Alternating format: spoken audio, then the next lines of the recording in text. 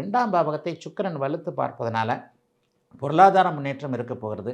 பிரிந்த கணவன் மனைவி, கணவன் மனைவியுடைய உடல்நிலை பற்றி கவலைப்பட்டு கொண்டிருந்தவர்கள், பிரியலாம் என்கின்ற எண்ணத்தில் இருந்தவர்கள், இது மாதிரியான அமைப்புகள் எல்லாம் மறுபடியும் சேரலாம் என்கின்ற சேர்ந்து வாழ்வதற்குரிய அமைப்புகள் இருக்கக்கூடிய ஒரு அருமையான மாதமாக இந்த மாதம் அமையும்.